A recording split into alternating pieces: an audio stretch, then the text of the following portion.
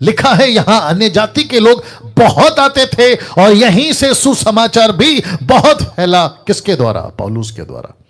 तो इसका मतलब है कि जो आज खंडर है, एक वक्त पे ये बहुत रंगीन था। रंगीन समझते हैं? यहां पैसा बहुत था, यहां बिजनेस बहुत था, यहां पे वेश्यापन बहुत चलता था, यहां पे दूर दूर के लोग आते थे। मेरे को एक फोटो नहीं मिला जहां पे मैं सोच रहा था कि फोटो रखकर आपको एक्सप्लेन करूं। पूरी दुनिया की जितनी उस वक्त में जहाजें चलती थी, जहाज समझते पानी का जहाज, ये जो डॉक होता है ना, डॉक, और डॉक को जहां से जहाज को पब्लिक उतारना है, पब्लिक शहर पहुंचती है, उस वक्त में पूरी दुनिया में अगर किसी के पास में जहाज को लाकर डॉक के द्वारा उठाना या उतारना अगर कहीं था तो वो कोरिन्थ में था। Can you believe this? वो कोरिन्थ में था।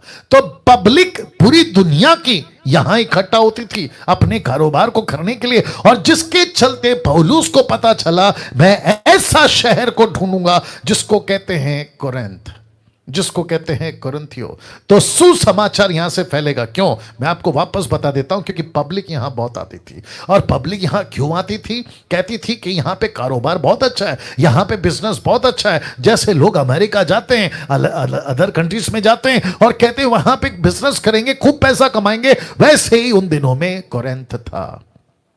तो पौलुस ने कहा कि एक काम करते हैं, इनकी भाषा जो जो आएगा, देखिए रमन साहब, इसलिए है ना कि अन्य भाषा नहीं था। वो कौन सी भाषा थी? जिब्रिश नहीं थी, वो ग्लोसा था। तो यहां पे जो पब्लिक आती थी ना, फेसबुक यूट्यूब वालों, आप भी सुनो। अभी आप लोगों का दिक्कत ये है कि आप लोग स्टडी नहीं करते हैं। आपका पास्टर जो सिखाता है आंख बंद करके मान लेते हो, आपका लीडर जो सिखाता है अफ्रीका वाला अमेरिका वाला आंख बंद करके मान लेते हो। बेड़ा गर्क, वो भी गड्ढे में, तुम भी गड्ढे में। तो वापस बता देता हूं, बहुत ध्यान से सुनेगा। आपको ये बात को समझना होगा कि पौलुस कहता है, पहला कुरिन्थियों 14 अध्याय वचन 13-14 से अगर आप 18 तक भी पढ़ोगे, वो कहता है कि मुझे 10,000, कितने? 10,000 भाषाओं के शब्द आते हैं, 10,000। दूसरे शब्दों में पौलुस को पवित्र आत्मा क्या करता था?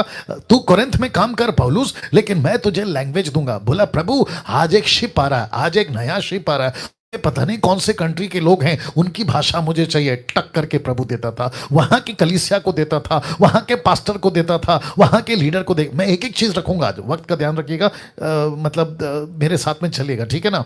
एक एक चीज को बताऊंगा, ध्यान दीजिएगा। तो यहां पे बहुत गजब की चीज आ रही है। यहां पे अन्य जाति लोग आते थे, पौलुस उनको वचन सुनाता था, उनके बीच में चमत्कार होते थे। ऐसा लिखा है कि पौलुस की रुमाल से, पौलुस के कपड़े से पौलुस प्रार्थना करता था, टक टक टक टक लोग ठीक हो जाते थे। जब वो ठीक हो जाते थे तो वो चर्च में रुक जाते थे। वो church, Jesus Christ get ready, वो चर्च में रुक जाते थे जहां उनकी संगति होती थी। वो अपने शहर नहीं जाते थे, वो उनकी भाषा और उसी भाषा में प्रचार करना शुरू करते थे।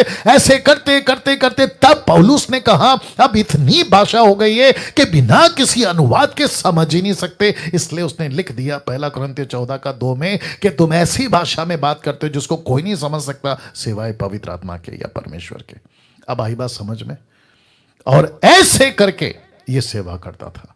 और जब लोग उद्धार पाते थे, ये उनको ट्रेन करता था कई सालों तक, कई दिनों तक, कई महीनों तक इनको ट्रेन करता था। और फिर इनको कहता था कि अब जाओ, अपने देश में जाओ और वहां पे सुसमाचार सुनाओ।